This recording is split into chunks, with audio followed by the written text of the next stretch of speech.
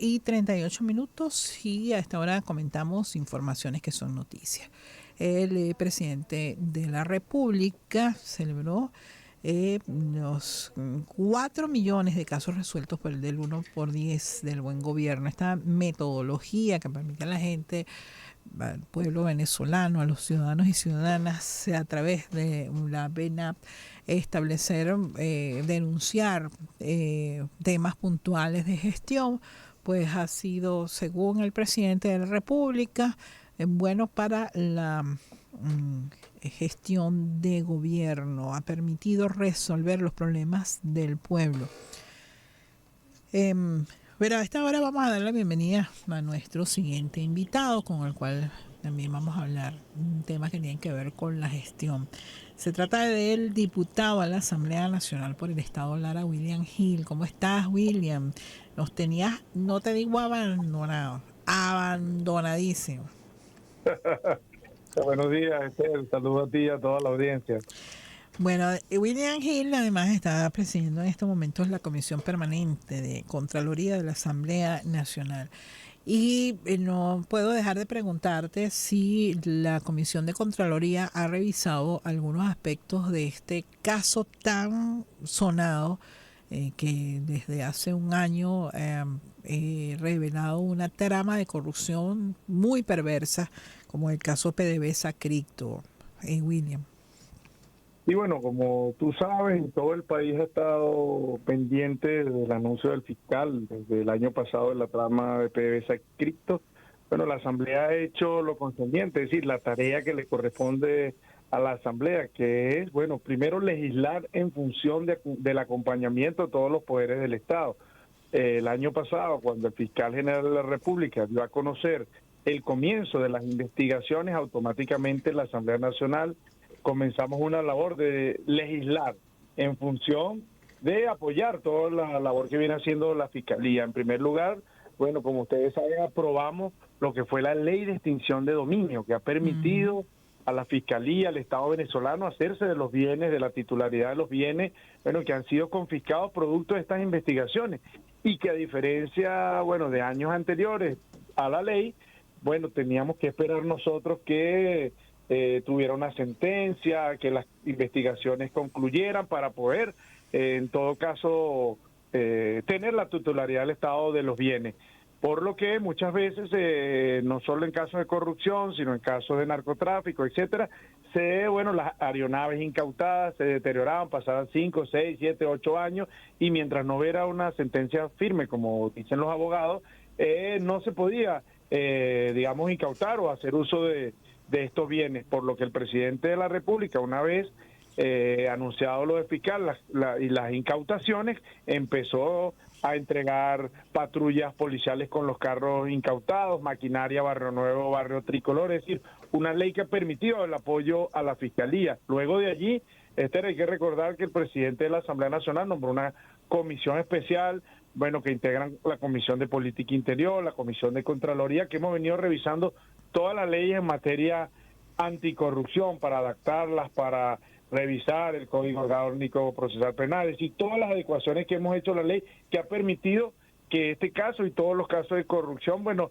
se han apoyado desde el Poder Legislativo. Y en la comisión como tal, bueno, nosotros hemos revisado la memoria y cuenta de los ministerios, de los poderes públicos, hemos apoyado, recibido denuncias, hemos pasado a las instancias Fiscalía General de la República, tribunales, todas las, denuncias que nos llega por parte del pueblo. Pero como tal, en la trama, el papel de la Asamblea Nacional ha sido, bueno, la responsabilidad política, el establecimiento de esta responsabilidad, y recientemente, hace par de semanas, el presidente de la Asamblea Nacional nombraba una comisión también especial para analizar los vínculos que tiene también la extrema derecha con estos casos de corrupción PDVSA Cripto, la cual preside el diputado Pedro Infante, y bueno, estoy yo vicepresidiendo dicha comisión, acompañado de un conjunto de diputados, Esther. Ahora, William, yo quisiera tu reflexión sobre la aplicación de la ley de extinción de dominio, porque si bien ciertamente hace mucho más expeditos un procedimiento y permite que se utilicen bienes que están vinculados a casos de corrupción. También cabe la posibilidad de una equivocación. Y yo he tenido noticias de algunas, por ejemplo. Sí, sin duda alguna. Por eso es que la ley establece, por ejemplo, si un funcionario corrupto, es decir, tiene un bien, una finca que fue adquirida producto de la corrupción y una persona en su buena fe, sin saber que esa finca viene de eso lavado de dinero o dinero por parte de la corrupción, compra, digamos, un terreno, una finca, y es demostrado luego de las investigaciones que esa persona no tiene nada que ver, pues a esa persona no se le aplica la ley. Es decir, tiene la salvedad la ley para que, producto de las investigaciones, si se demuestra finalmente que ese bien es adquirido de manera lícita, ese bien, bueno, permanece en la persona que lo compró. Solo para ponerte un ejemplo de un bien inmueble, un terreno, etcétera. Bueno, en todo caso entiendo que además de la aplicación de la ley de extinción de dominio media, también una oficina que regula el tema de bienes incautados, ¿no? Así es. Y no solo eso, sino que la ley establece lo que llamamos los tribunales expeditos, es decir, se puede conformar por parte de la Fiscalía un tribunal expedito que agilice todas las investigaciones y lleve a fondo las mismas para establecer las responsabilidades, siempre y cuando sea demostrado la culpabilidad de el individuo. En el caso de corrupción, bueno, es castigado. De lo contrario, bueno, los bienes son entregados, bueno, a las personas que jurídicamente, bueno, demuestren la titularidad de los bienes. Ahora, William, en el caso de PDVSA Cripto hay varias cosas que llaman la atención.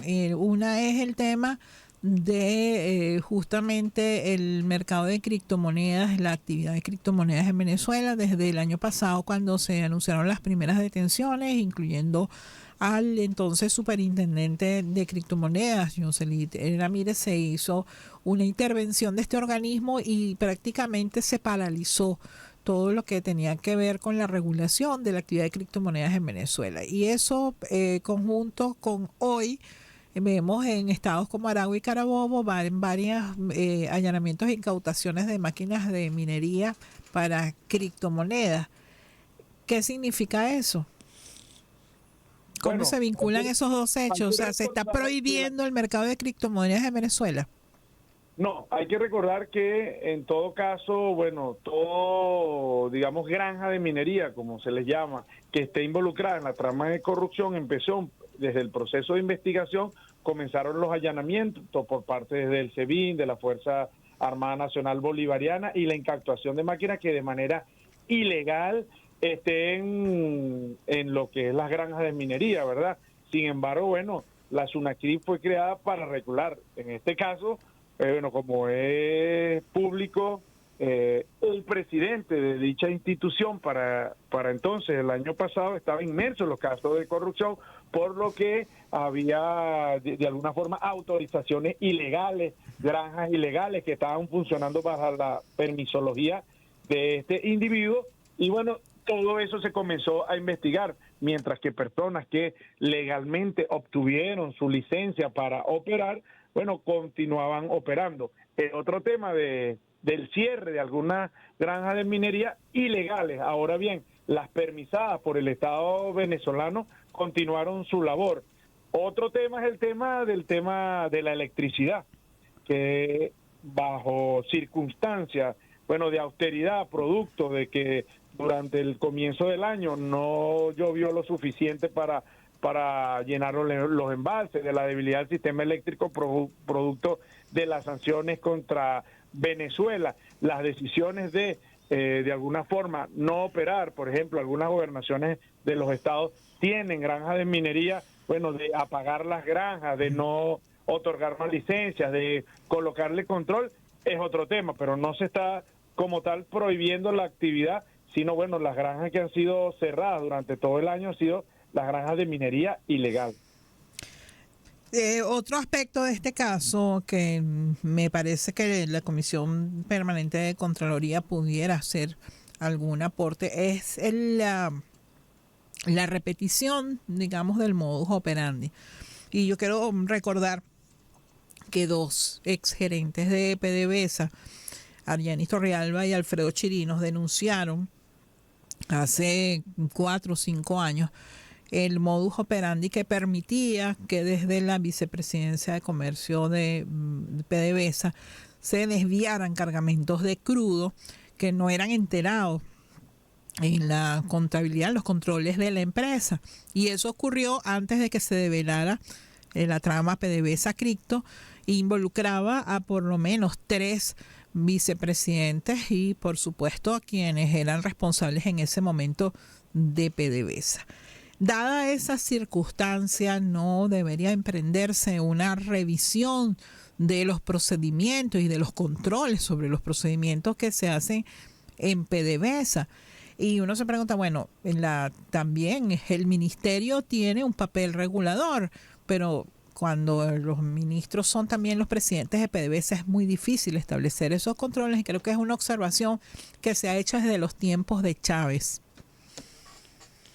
Sí, sin duda alguna, Esther, nosotros coincidimos en ese planteamiento, y el presidente Nicolás Maduro, y por eso hacía referencia al comienzo del programa, la creación de la Comisión Especial para revisar todas las leyes, porque si hay algo que nos hemos dado cuenta, ¿verdad? Como tú lo has planteado, es la necesidad. Incluso el presidente llamó a un debate público sobre el endurecimiento de las penas para todas las personas que incurran en casos de corrupción. Él incluso de la molestia llegó a hablar de la pena, de la cadena perpetua, de que diéramos un gran debate, cómo nuestras leyes son tan débiles, pero además el tema de la Contraloría que tú estás trayendo al caso. Es decir, nosotros no podemos depender de que un funcionario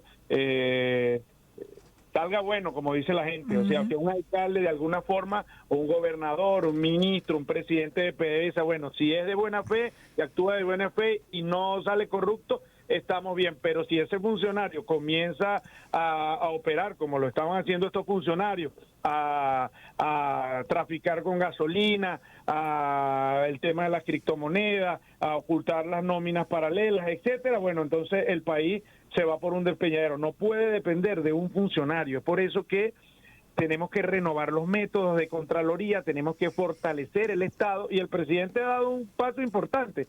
Por ejemplo, el caso del 1x10. Esa es una labor contralora. No es solo para atender las denuncias de nuestro pueblo, es que permite que el pueblo pueda hacer seguimiento, uno a la denuncia, otro a la ejecución de los trabajos.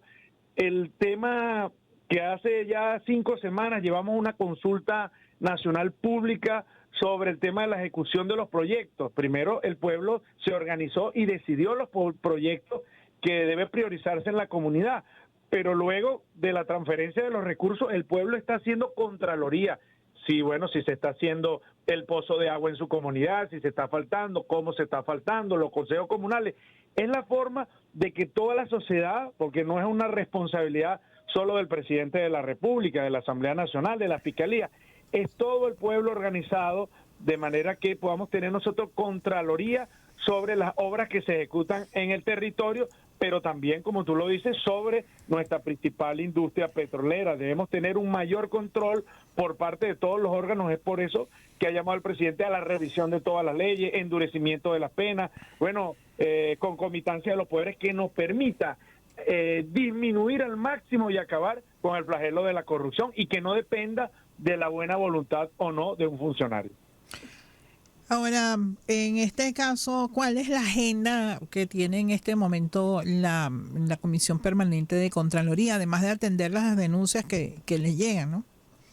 Bueno, aparte de atender las denuncias, tenemos esa labor de la revisión de las leyes, todas las leyes que tengan que ver en materia de anticorrupción. Estamos trabajando directamente con la Comisión de Política Interior, que preside el diputado Diosdado Cabello, la Junta Directiva de la Asamblea Nacional, en la revisión de todas las leyes que hagan muchísimo más difícil para quienes quieran robar el dinero del pueblo que lo puedan llegar a cometer. Y por eso ese debate que tú has planteado y que el presidente ha planteado de la Contraloría sobre nuestra principal industria petrolera no puede ser igual que con cualquier institución. Es decir, PDVSA produce los 98% casi de los ingresos de este país. Es decir, nosotros tenemos que tener una revisión permanente, una auditoría permanente, un control permanente, y que no dependa, repito, de una persona, sino que todas las instituciones estemos abocadas a hacerle el control, y también los ciudadanos, para que nuestra industria petrolera se fortalezca y podamos nosotros, invertir estos recursos que son de todos los venezolanos en el beneficio de toda la sociedad.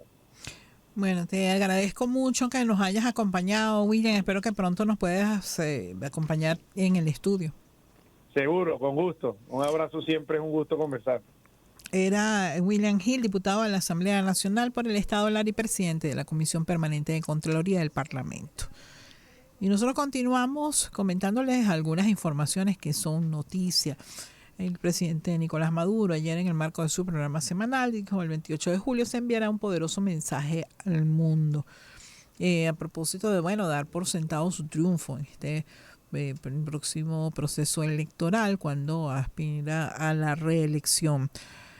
También ayer se comentaron los datos de una encuesta que tendría el presidente Nicolás Maduro las preferencias de la intención de voto en un 54,8%.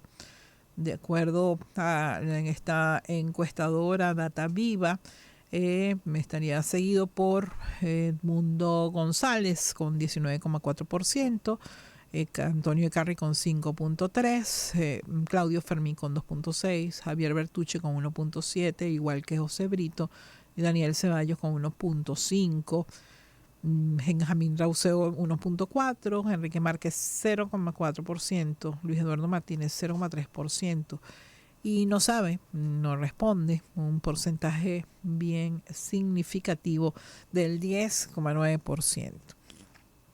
Vista que esta encuesta evidencia, entre otras cosas, que hay efectivamente una polarización nuevamente en el ámbito político venezolano.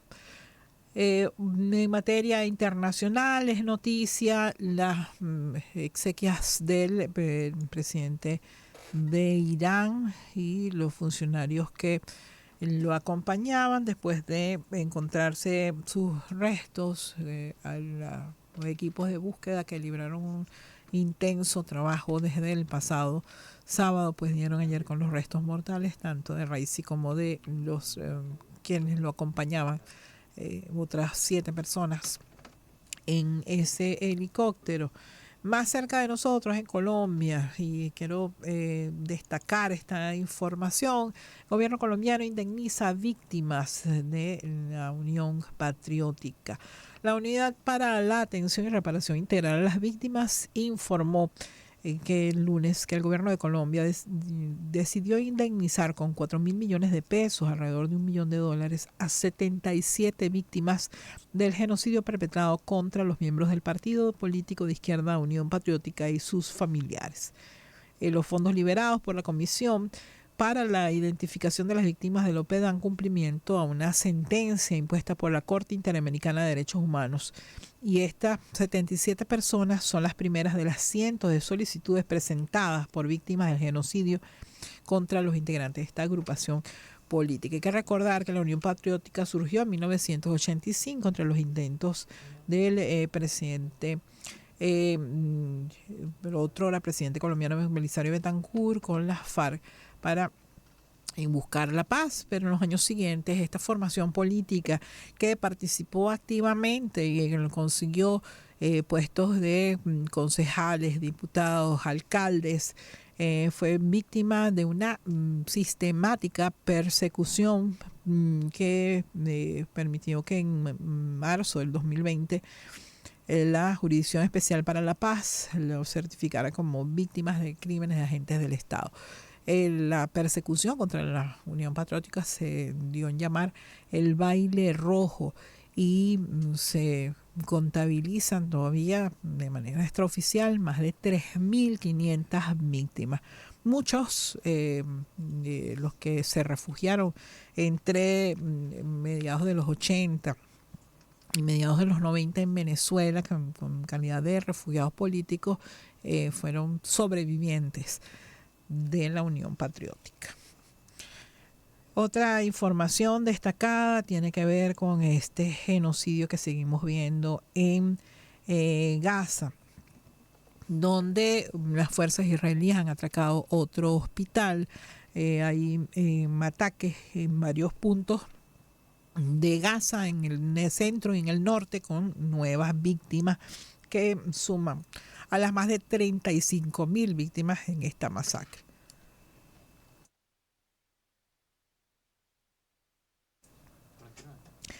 Mientras que en la ONU, el coordinador especial para el proceso de paz en Medio Oriente ha dicho ante el Consejo de Seguridad que la solución en Gaza debe ser fundamentalmente política.